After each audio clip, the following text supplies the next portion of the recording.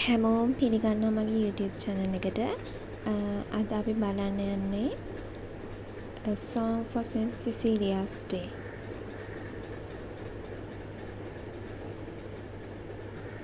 මම මුලින්ම පැහැදිලි කරන්නම් කවුද මේක ලියලා තියෙන්නේ. මේක ලියලා තියෙන්නේ ජෝන් ඩ්‍රයිඩන්. මේක විශේෂයෙන්ම ලියලා තියෙන්නේ සාන්ත සිසිලියා මුනිෂ්වරිය සහ ඇගේ ප්‍රාණ පරිත්‍යාගී වෙනවයි කියන්නේ ගොඩක් සාන්තුවරු කතෝලික සභාවේ ඉන්න තමන්ගේ ජීවිත පූජා කරලා තියෙනවා. ඒගොල්ලන්ට වෙන ආගමක් අදහන්න කියලා බල කරොත් ඒ කාලේ ඒ වගේ තාඩන පීඩන තිබ්බා. මොකද ඒගොල්ලන්ව ගොඩක් වෙලාවට මරලා දැම්මා. ඉතින් මේ ජෝන් රයිඩන් මේ පොයම් එක ලියලා තියෙන්නේ සෙන්ට් සිසිලියාට ඔන කිරීමේ අදහසින්.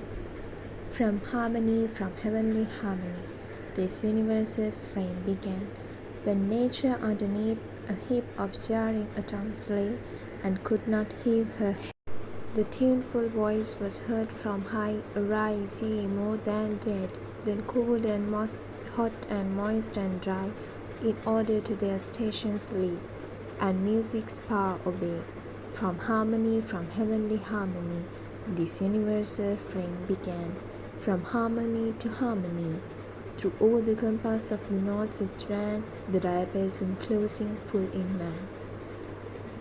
මේ කවියේ කියන්නේ විශේෂයෙන්ම කොහොමද ලෝකය ආරම්භ වුණේ, එතකොට ඒක සංගීතයත් එක්ක කොහොමද සම්බන්ධ, විශේෂයෙන්ම දැන් මෙතන from heavenly harmony ඒ කියන්නේ අහසින් දෙවියන්ගේ සංගීතයකින් තමයි ලෝකයේ ආරම්භය සිදු වුණේ. බයිබලීය විශ්වාසයන්ට අනුව දෙවියන් වහන්සේ දවස් 7කින් ලෝකය මැව්වා. ඊට පස්සේ උන්වහන්සේගේ වචනයෙන් තමයි මැව්වේ කියලා තමයි විශ්වාස කරනවා විශේෂයෙන්ම ක්‍රිස්තියානි කතෝලික අය. එතකොට දවස් 7කින් මවලා ඉස්සෙල්ලා ඊට කලින් කිසි දෙයක් තිබ්බේ නැහැ. මේ කවියේ කියන්නේ දෙවියන් ස්වර්ගයෙන් ආව හාර්මනියකින් සංගීතයකින් තමයි කලින් නේචර් එක තනියම නැගිටින්න බැරුව ඉද්දි ඒ සංගීතයෙන් තමයි හැමදේම නැවත පණ ලැබීමටත් ඇටිය එතනින් තමයි ඉපදුනේ. cold, hot, moist and dry මේ ප්‍රධාන සාධක පෘථිවියේ තියෙන. ඉතින් ඒ මියුසික් එකේ power, ඒ කියන්නේ මියුසික් එකට කීකරුණා.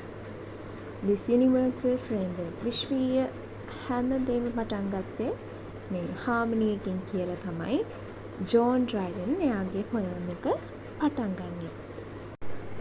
මේ අපි දැන් බලන්න යන්නේ දෙවනි ස්ටැන්සා එක. What passion cannot music raise and quell, when Jubal struck the chorded shell, his listening brethren stood around and wondering on their faces fell to worship that celestial sound. Less than a god they thought there could not dwell within the hollow of that shell that spoke so sweetly and so well. But passion cannot music raise and quell. මෙතන තියෙනවා පොඩි රිදම් එකක්, රයිමිං scheme එකක්. quell, shell, fell, shell, well, quell. ඔගොල්ලෝ බලුවොත් එහෙම මේ අවසාන පදේ හරියට සිංහල වල වගේම එලිසමේලි වැට කියලා අපි කියනවනේ. ඒත් මේ කවිය නම් අපිට ගොඩක් එක බලා ගන්න අමාරුයි. මේක ටිකක් අක්‍රමවත් ආකාරයෙන් ලියලා තියෙන කවියක්. What passion කියලා කියන්නේ අපිට තියෙන දැඩි ආශාව. එතකොට ජුබල් කියලා කියන්නේ සුදු බයිබලයේ එන චරිතයක්. ජුබල් කියන්නේ සංගීතයේ පියා සුදු බයිබලයට අනුව. එතකොට එයා තමයි ඉස්සලම වීණාවක වගේ ශබ්දයක් උපදවන්න ෂෙල් එකක් අරගෙන, සිප්පි කටුවක් වගේ දෙයක්, සිප්පි කටුවක් හරි ඒ වගේ දෙයක් කියලා තමයි කියන්නේ. අරගෙන ඉස්සලම සංගීතයක් උත්පාදනය කරේ මේ ජුබාල් කියන චරිතය සුදු බයිබලයේ එන. එතකොට එයාගේ වටේ හිටපු එයාගේ සහෝදරයෝ මේ සෙලෙස්ටියල් සවුන්ඩ් එකට ගොඩක් ඒගොල්ලෝ පුදුම වුණාලු මේ ශබ්දය කොච්චර ලස්සනද අහගෙන ඉන්න. අපිට උනත් සංගීතයක් ඇහෙද්දි අපි ඒකට ගොඩක් ආසාවෙන් අහගෙන ඉන්නවනේ. ගොඩක් ලස්සනයි නා. ඒ වගේ less than a god they thought they could not dwell. දෙවියන් වහන්සේගේ මේ සංගීතය නැතුව අපිට ජීවත් වෙන්න බෑ වගේ ඒගොල්ලන්ට දැනුණලු. Within the hollow of that shell that spoke so sweetly, ගොඩාක් ලස්සන විදිහට and so well, but passion cannot, music raise and quell. සංගීතය දිගටම වර්ධනය වෙද්දී, يعني raise වෙද්දී ගොඩක් ලස්සනට ඇහෙනවයි කියලා කියනවා. මේ කවිය පුරාවටම විවිධ සංගීත භාණ්ඩ උපයෝගී කරගෙන විවිධ හැඟීම් දනවන්නත් උත්සාහ කරලා තියෙනවා. The trumpet's loud clangor excites us to arms, shrill notes of anger and mortal alarms.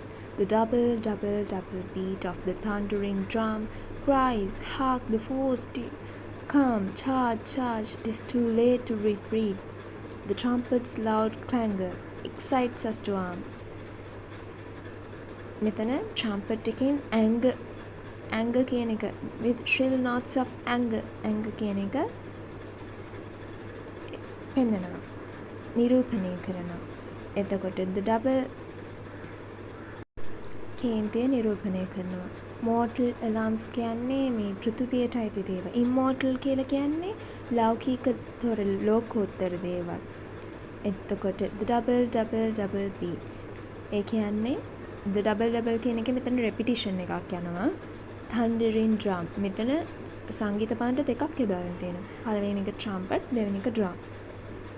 එතකොට මේ drums වලින් කරන්නේ සොල්දාදුවන්ව යුද්ධයට මොටිවේට් කරනවා. ඒ කියන්නේ අපි ප්‍රේරණය කරනවා වගේ.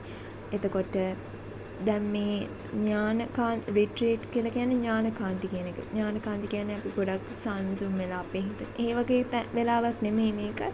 දැන් අපි යුද්ධ කරන්න ඕනේ වෙලාව. ඒ වගේ ස්වරයක් තමයි ජෝන් ඩ්‍රයිඩන් මේකෙන් දෙන්නේ. මේ ස්ටෑන්සා එකෙන්, මේ තුන්වෙනි ස්ටෑන්සා එකෙන් එයා පෙන්වන්නේ ඇංගර් එක, තරහව. ඒ වගේ ඉමෝෂන් එකක් තමයි මේකෙන් පෙන්වන්නේ ජෝන් ඩ්‍රයිඩන්.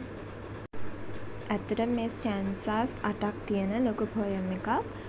මම බලාපොරොත්තු වෙනවා ඊළඟ මගේ වීඩියෝ එකකින් ඔයගලන්ට ඉතුරු ස්ටෑන්සාස් වල තේරුම සිංහලෙන් කියලා දෙන්න. ඇත්තට මම මේ YouTube channel එක පටන් ගත්තේ මම දැන් ඉගෙන ගන්න කාලේ මම හෙව්වා, මට ගොඩක් වෙලාවට හම්බුනේ නැහැ පොයම්ස් කොහොමද තේරුම් ගන්නේ සිංහලෙන්. ඇත්තට මම කතා කරන්නේ මෙතන එක තීම් එකක් ගැන විතරයි. හැබැයි අපිට ගොඩක් පැතිවලින් මේක දිහා බලන්න පුළුවන්. ඒ කියන්නේ පොයම්ස් කියන එක Tamanට හදවතට දැනෙන විදිහට තමයි. හැබැයි ඉතින් අපි කතුවරයාගේ අදහසත් බලන්න ඕනේ. මොකද අපේම expectations අපේ මේවා එයාගේ අපිට වෙනස් කරන්න බෑ. හැබැයි අපිට අපේ විදිහට ලියන්න පුළුවන්.